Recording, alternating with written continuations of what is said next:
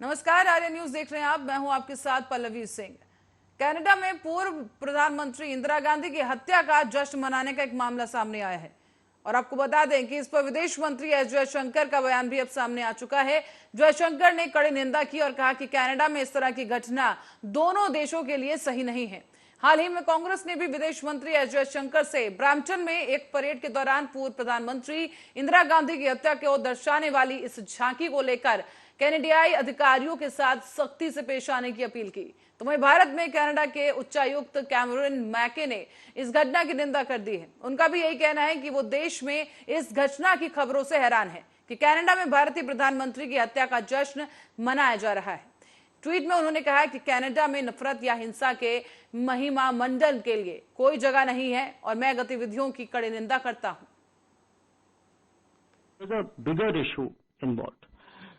And the bigger issue involved is really the space that Canada has continuously and frankly to us, we are at a loss to understand other than the requirements of vote bank politics, why anybody would do this. Because if you look at their history, I mean, you would imagine that they learn by the history and they wouldn't like to repeat their history. So it isn't only one incident, however egregious it may be. I think there is a larger underlying issue about the space which is given to separatists, to extremists, to people who advocate violence. And I think it's not good for the relationship, and I think it's not good for Canada. I think there's a bigger Bulandshahr में मंदिर की मूर्तियों को तोड़ने का मामला सामने आया, जिसमें पुलिस ने कामयाबी हासिल की। पुलिस ने गांव बराल में 4 मंदिरों में देव प्रतिमाओं को खंडित करने के मामले में गांव के ही 4 युवकों को गिरफ्तार कर लिया है। आरोपियों ने मंदिर की क्षतिग्रस्त मूर्तियों को बदलवाने के लिए देव प्रतिमाओं को तोड़ने की साजिश की थी। 31/1 की रात्रि में थाना गुलावटी क्षेत्र के ग्राम बराल में ये सूचना मिली थी कि वहाँ पे गांव की बाहरी ओर कुछ मंदिर हैं जिनमें लगी मूर्तियों को खंडित किया गया है। इस संबंध में तत्काल थाने पर मुकदमा पंजीकृत किया गया था और 5 टीमों को इस घटना के अनावरण के लिए लगाया गया था, जिनके द्वारा आज इस घटना का सफल अनावरण किया गया है। इसमें कुल 4 लोगों की गिरफ्तारी की गई है, जिसमें कि मुख्य अभियुक्त जो है उसका नाम हरीश उर्फ इलू है। ये उसी गांव बराल का रहने वाला है। पूछताछ में ये बात प्रकाश में आई कि हरीश के घेर पे लोग बैठकर शराब पीते थे। जिस दिन की ये घटना है उस दिन इन लोगों ने शराब पी और उसके बाद ये लोग वहाँ मंदिरों में गए और वहाँ पे तोड़फोड़ किए। घटना में प्रयुक्त एक सब्बल जो कि इन लोगों ने इस्तेमाल किया था उसे बरामद कर लिया गया है। इस घटना से संबंधित कुछ सीसीटीवी फुटेज व अन्य साक्ष्य मिले हैं, जिनके आधार पर इन 4 लोगों को आज न्यायिक अभिरक्षा में भेजा जा रहा है। और दीनदयाल उपाध्याय गोरखपुर यूनिवर्सिटी में इस वक्त अव्यवस्थाओं की भरमार है। स्टूडेंट से लेकर कर्मचारी तक हर कोई अपनी समस्या को लेकर परेशान है। आए दिन यूनिवर्सिटी में प्रदर्शन हो रहे हैं, लेकिन यूनिवर्सिटी प्रशासन मौन बना हुआ है। यहाँ आपको बता दें कि कैंपस से लेकर हॉस्टल तक समस्याएं बनी हुई हैं और इस भीषण गर्मी में स्टूडेंट्स पीने के पानी को लेकर तरस रहे हैं। एग्जाम तो हो रहे हैं, लेकिन रिजल्ट का कोई पता नहीं। हॉस्टल में मेस बंद है और पीने के लिए पानी नहीं है। इसी को लेकर आरपी शुक्ला हॉस्टल के स्टूडेंट्स ने बुधवार की देर रात वहां पर हंगामा किया है और वीसी के आवास के बाहर ये विरोध प्रदर्शन किया गया। ये आरपी हॉस्टल में मेस और पानी को लेकर समस्या पे धरना दिया जा रहा है, जिसमें यहाँ के डीएसडब्ल्यू साहब से हम लोग कुछ दिन पहले एक बार और बात किया गया था। इन्होंने कहा था कि अगले ही दिन इसकी समस्या को दूर कर दिया जाएगा, लेकिन आज तक पिछले 1 हफ्ते से डीएसडब्ल्यू साहब ने उस पर कोई एक्शन नहीं लिया है। इसी चीज़ को लेके आज हम लोग यहाँ बीसी आवास पे धरना दे रहे हैं, पानी और खाना को लेके। और क्या नाम है आपका? मेरा नाम शुभम गोविंद राव है, गोरखपुर विश्वविद्यालय।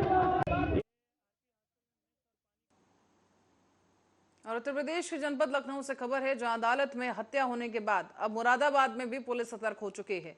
पुलिस ने सघन अभियान चलाते हुए चेकिंग की है और मुरादाबाद कचहरी में ये चेकिंग अभियान चलाया गया। जगह जगह पर पुलिस ने अपनी चौकसी बढ़ा दी है और अधिकारियों का भी कहना है कि किसी भी तरह की अप्रिय घटना न हो, इसमें पूरी तरीके से चौकस हैं। इस चेकिंग अभियान के दौरान मुरादाबाद के डीएम शैलेंद्र कुमार और उनके साथ एसएसपी हेमराज मीणा ने और अन्य सहयोगी अधिकारियों ने कचहरी परिसर में जाकर जगह जगह चेकिंग की है और बहुत ही बारीकी के साथ जांच करने के बाद अधिकारियों ने अपने अपने स्तर पर अधिकारियों को और दिशा निर्देश दिए। कहा गया कि किसी भी अप्रिय घटना होने से पहले हमें अपनी ओर से हर संभव प्रयास करना है और तैयारी करनी है, जिससे किसी भी तरह की कोई अप्रिय घटना ना हो सके। माननीय जिला जज महोदय के द्वारा जो कोर्ट परिसर की जो सुरक्षा है इसका आज पूरा सर्वे किया गया था और जितने जो गेट हैं वहाँ से जो वादी और क्लाइंट आते हैं और उसके अलावा जो एडवोकेट्स आते हैं इन सब के आने का और जाने का क्या सुरक्षा का क्या इंतजाम है इसका पूरा सर्वे किया गया है। और सभी गेट है वहाँ पे जो पुलिस की सिक्योरिटी है, DFM की गेट है वो काम कर रहे हैं नहीं कर रहे हैं, वहाँ पे HHMD से उनकी सबकी चेकिंग टेस्टिंग हो रही है या नहीं हो रही है, सबका आज वहाँ जाकर निरीक्षण किया गया है। जो कमियाँ थी उसके बारे में बताया गया है। कुछ चीज़ें हैं पार्किंग को लेकर जो सुरक्षा को दृष्टिगत रखते हुए न्यायालय परिसर की सुरक्षा को दृष्टिगत रखते हुए जनपद न्यायाधीश SSP साहब और हमने आज संयुक्त रूप से भ्रमण किया है।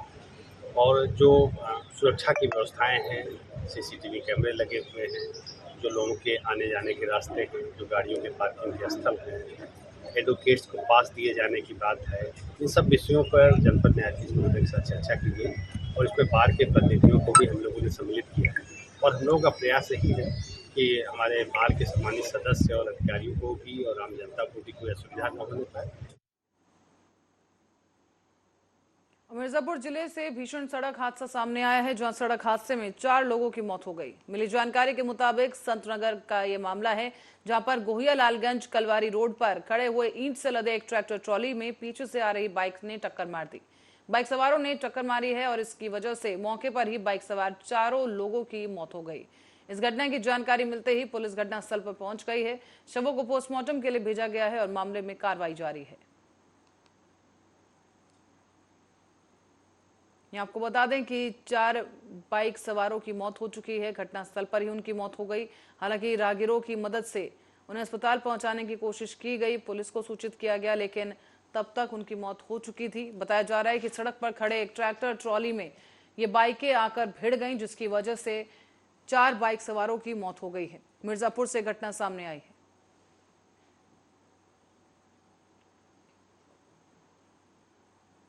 और हमीरपुर में हथियारबंद गुंडों ने एक पीड़ित के घर जाकर हमला बोल दिया और जमकर मारपीट की। अब इस मारपीट का वीडियो सोशल मीडिया पर जमकर वायरल हो रहा है और साथ ही सुमेरपुर थाने में पीड़ित ने आरोपियों के खिलाफ तहरीर देकर न्याय की गुहार लगाई है।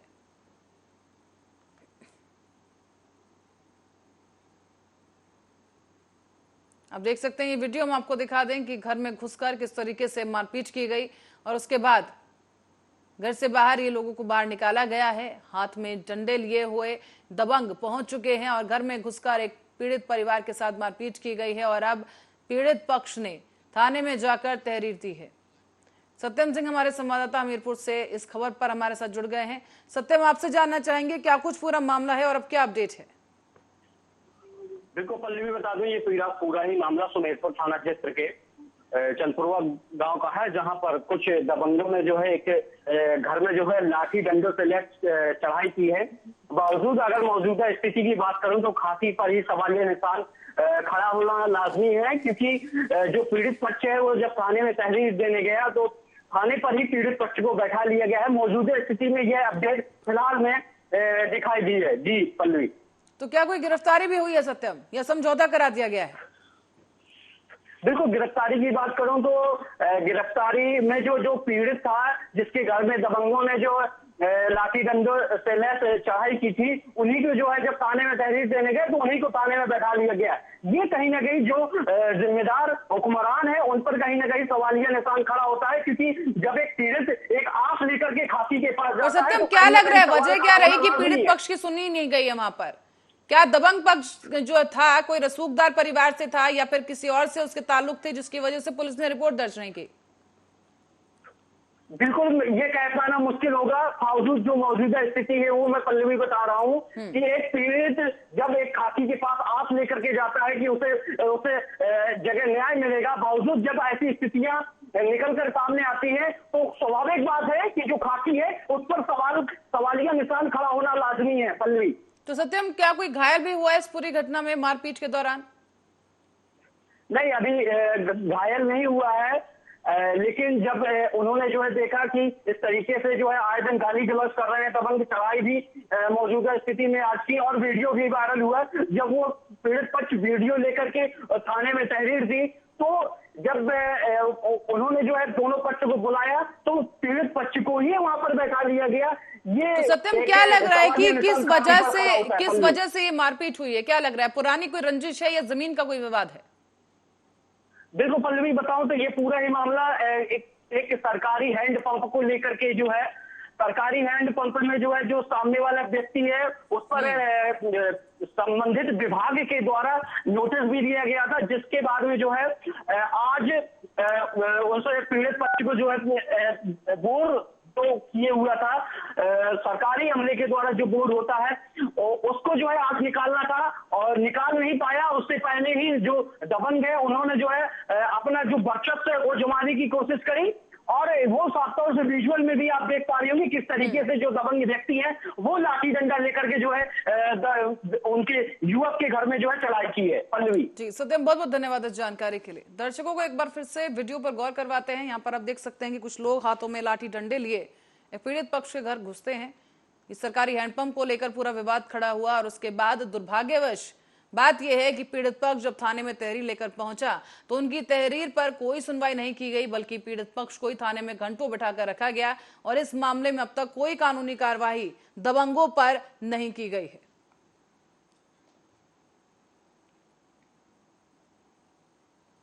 और यूं तो शादियां आपने कई देखी होंगे आपने, लेकिन उत्तर प्रदेश के कानपुर देहात में एक ऐसी शादी देखने को मिली है जिससे सुनने और देखने वालों को शादी ने हैरत में डाल दिया है। आपने भी सुना होगा कि शादी के 10 दिन बाद ही किसी दुल्हन ने किसी बच्चे को जन्म दिया हो। अगर नहीं सुना है तो आपको बता दें कि ये घटना सामने आई है कानपुर देहात से, जहां पर एक ऐसी महिला का मामला सामने आया कि युवती की शादी 15 मई 2023 को कानपुर देहात के भोगनीपुर कोतवाली क्षेत्र में एक युवक के साथ हुई थी। लेकिन 26 मई 2023 को ही इस युवती ने शादी के बाद एक मासूम बच्ची को जन्म दे दिया है। जैसे ही बच्ची अस्पताल में जन्म बच्ची ने लिया, वैसे ही पति पत्नी के रिश्तों की डोर खुल गई और पड़ गई रिश्तों में गांठ। यहाँ कानपुर देहात के रूरा थाना क्षेत्र का मामला है, जहाँ की लड़की रहने वाली है। शादी भोगनीपुर थाना क्षेत्र में एक युवक से तय हुई थी और शादी का दिन था 15 मई। हमारे साथ गलत काम हुआ था, इसी वजह से हम आए हैं। क्या है पूरी बात बताओ। वो अरुण पाल हमारे साथ जबरदस्ती किए थे, तो इसकी वजह से हम प्रेग्नेंट हो गए। जब घर पे बताने की कोशिश की तो अरुण पाल ने मना कर दिए। कह रहे थे अगर तुम घर पे बताओगे तो हम तुम्हारे घर वालों को जान से मार देंगे, तुमको भी मार देंगे। हमारा भाई रह रहा था दिल्ली में, उनको भी मारने की धमकी दी। इसी डर की वजह से हमने बताया नहीं। हमारी शादी भाई जल्लापुर में, तो उन्होंने हमारे पति ने हमको डील दिया, कह रहा था कि ये तुम्हें हम नहीं रखेंगे, हमारा बच्चा नहीं तो हम तुमको रखेंगे नहीं। इसी शादी हुए थे आपके? अभी महीना 15 मई को समस्या ये लेके आए हैं कि हम लड़की की 15 मई को शादी की थी। अब वहाँ पर उन्होंने उसको इनकार कर दिया, वो पेट से हटी, हमको मालूम नहीं था। बाद में इसने बताया, फिर हमने उनको कहा तो हमको उन्होंने धमकाया, कहा लगा हम उसको ठीक करा देंगे, सब कुछ करा देंगे। जो इनके साथ में अरुण पाल और रिंकू पुत्र जगजीवन। आज थाना रूरा पर एक महिला के द्वारा आकर एक लिखित तहरीरी सूचना दी गई कि उसी के गांव के रहने वाले 2 व्यक्तियों द्वारा, जिनका नाम अरुण पाल और बेनिया पाल बताया गया है, 1 वर्षीय महिला का शारीरिक शोषण किया गया, जिसके संबंध में थाना रूरा पर सुसंगत धाराओं में अभियोग पंजीकृत किया जा रहा है। पीड़िता को मेडिकल के लिए भेजा जा रहा है और जो दोनों वांछित अभियुक्त हैं उनकी गिरफ्तारी के लिए 2 टीमें गठित कर दी गई है और इसमें आवश्यक विधिक कार्रवाई की जा रही है। आज थाना रूरा पर एक महिला के द्वारा आकर एक लिखित तहरीर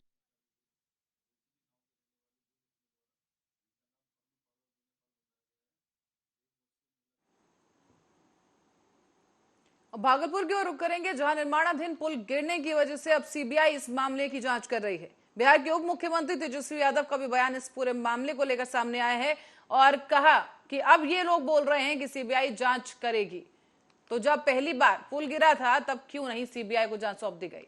तब तो भाजपा की सरकार थी। कोई सवाल करके किस पे सवाल खड़ा कर रही है, नहीं कर रही है। बेकार की बातें करते हैं, बोल रहे सीबीआई जांच कर देंगे कर देंगे। जब पहली बार जब पुलवा गिरा था तो काहे नहीं दे दिए थे? जब पहली बार पुल गिरा था तो ये भाजपा सरकार में ना थे, नितिन नवीन मंत्री ना थे, काहे नहीं दिए? अरे काहे नहीं दिए? बकवास। अब ये सारी चीजें पॉलिटिकल हम नहीं होने दे रहे हैं, समझे? सारी चीजें रिपोर्ट है, सब कुछ है, उसके आधार पे ना काम होगा। और केंद्रीय महिला और बाल विकास और अल्पसंख्यक मामलों में मंत्री स्मृति ईरानी ने पिछले 9 सालों के दौरान मोदी सरकार के कामकाज और उपलब्धियों की जानकारी देते हुए दावा कर दिया है कि कांग्रेस की सरकार ने साल 2013 में निर्भया फंड की घोषणा की थी, लेकिन खुद को घोषणाओं तक सीमित रखने वाली कांग्रेस की सरकार ने महिला सुरक्षा के लिए एक भी ऑपरेशनल प्रोजेक्ट नहीं किया है। जबकि पिछले 9 सालों के दौरान मोदी सरकार ने निर्भया कांड जैसे निर्भया फंड के अंतर्गत राज्य सरकारों और भारत सरकार के अन्य प्रकल्पों के साथ 12,000 करोड़ रुपए के प्रोजेक्ट्स को अप्रेज किया है। यहाँ पर 6,712 करोड़ रुपए के फंड को रिसीव करवाया गया और वर्तमान में प्रदेश सरकारों को मात्र इसी फंड से 4,923 करोड़ रुपए भारत सरकार दे चुकी है। ये कैसी मोहब्बत है जो सिखों का नरसंहार करे? ये कैसी मोहब्बत है जो कोयला लूटे, चारा लूटने वालों के साथ हाथ मिलाए? ये कैसी मोहब्बत है जो सिंगोल का अपमान करे? ये कैसी मोहब्बत है जो अपने ही पार्लियामेंट का बहिष्कार करे? ये कैसी मोहब्बत है जो तब नहीं बोलती जब केरला स्टोरी आती है? ये कैसी मोहब्बत है जो चुप हो जाती है जब राजस्थान में महिला के खिलाफ रेप की गतिविधि बढ़ती है? ये कैसी मोहब्बत है जो उनसे हाथ मिलाती है, उनको गले लगाती है जो हिंदुस्तान को कोसते हैं? ये कैसी मोहब्बत है जो देश की राजधानी में भारत तेरे टुकड़े हों ऐसे बोल बोलते हैं? ये कैसी मोहब्बत है? ये कहते हुए आनंद है कि जिस आंगनवाड़ी क्षेत्र के लिए एक ऐसा कार्यक्रम जो 1970 के दशक से चल रहा है, उस क्षेत्र में सबसे बड़ा प्रश्न ये कि 4 दशकों से चलने वाली स्कीम में बच्चा सुपोषित है या नहीं, उसको प्रमाणित करने के लिए हर आंगनबाड़ी में मेजरिंग डिवाइस की व्यवस्था नहीं थी। प्रधानमंत्री मोदी जी ने न सिर्फ मेजरिंग डिवाइस की व्यवस्था करवाई, बल्कि साथ ही हर आंगनबाड़ी को स्मार्टफोन से जोड़ा। आज ये कहने में हमें कतई संकोच नहीं कि देश भर में 11 लाख स्मार्टफोन्स हर आंगनवाड़ी कार्यकर्ता को वितरित हो चुके हैं। ग्रोथ मॉनिटरिंग डिवाइस 12 लाख देश भर में वितरित हो चुके हैं। टेक्नोलॉजी से समाधान देने के लिए प्रधानमंत्री जी की इच्छा थी कि हम हर बेनिफिशियरी तक पहुंच रहे हैं कि नहीं, ये टेक्नोलॉजी के माध्यम से सुनिश्चित किया जाए। भारत सरकार ने पोषण ट्रैकर नामक टेक्नोलॉजी की एक व्यवस्था देश के 13,90,000 आंगनवाड़ीज में स्थापित की, जिसके चलते 9 करोड़ से ज्यादा बेनिफिशियरी गर्भवती महिलाएं, 6 साल से कम उम्र के बच्चे, जिसमें से 92% आधार सीडेड हो चुके हैं, उनको आंगनवाड़ी व्यवस्था से रियल टाइम टेक्नोलॉजी के माध्यम से जोड़ा गया। For they are seeking a way back to power. Modi sits from a position of service, and that is the contrast the Congress can never bridge. I would be surprised if they have one kind word to say about the Prime Minister. The mohabbat does not extend to him. But let me say this. When you talk about mohabbat, does that include killing of Sikhs? When you talk about mohabbat, does that include kidnapping of women in Rajasthan When you talk about mohabbat, does that include denouncing the Hindu way of life? When you talk about mohabbat, does it mean partnering with those who want to bring India to a standstill?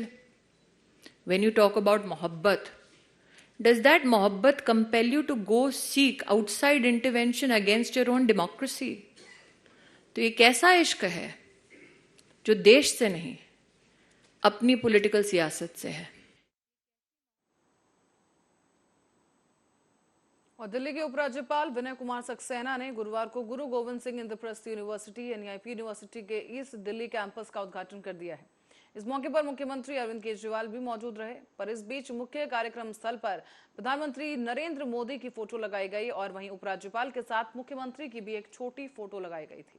मुख्य कार्यक्रम स्थल पर उपराज्यपाल विनय कुमार सक्सेना को मुख्य अतिथि लिखा गया था, जबकि मुख्यमंत्री अरविंद केजरीवाल को गेस्ट ऑफ ऑनर लिखा था। समारोह में सीएम केजरीवाल के संबोधन के दौरान लगातार नारेबाजी हुई, जिस पर दिल्ली के शिक्षा मंत्री अतिशी ने हुड़दंगियों की क्लास लगा दी है। साथ ही शिक्षा के नए कैंपस पर चर्चा भी की। ये आपकी इस यूनिवर्सिटी को ये शोभा देता है कि आप पढ़े लिखे लोग हैं। प्लीज इसके बाद कोई इस तरह की हरकत नहीं करेगा, प्लीज मेरी गुजारिश है, नहीं तो प्रोग्राम हमें यही बंद करना पड़ेगा। देखिए, इसीलिए शिक्षा जरूरी है देश में, इसीलिए शिक्षा से देश बदलेगा।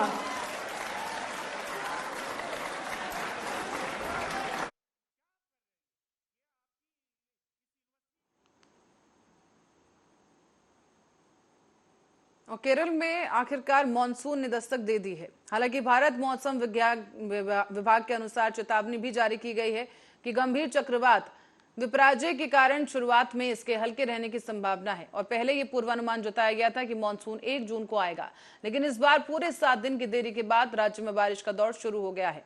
आईएमडी ने बताया है कि चक्रवाती तूफान विपराजय के चलते अगले 48 घंटों के दौरान मध्य अरब सागर, तमिलनाडु, कर्नाटक, दक्षिण पश्चिमी पूर्वोत्तर, बंगाल की खाड़ी, पूर्वोत्तर राज्यों और केरल के बाकी हिस्सों में मानसून के आगे बढ़ने के लिए परिस्थितियां अनुकूल हैं। मानसून की स्थिति को देखते हुए मौसम विभाग ने मछुआरों को समुद्र में न जाने का अलर्ट भी जारी कर दिया था। आईएमडी के मुताबिक दक्षिण पूर्व अरब सागर में ऊपर कम दबाव का क्षेत्र बनने और इसमें तेजी आने के कारण चक्रवाती हवाएं मानसून के केरल तट की तरफ आगमन को गंभीर रूप से प्रभावित कर सकती हैं।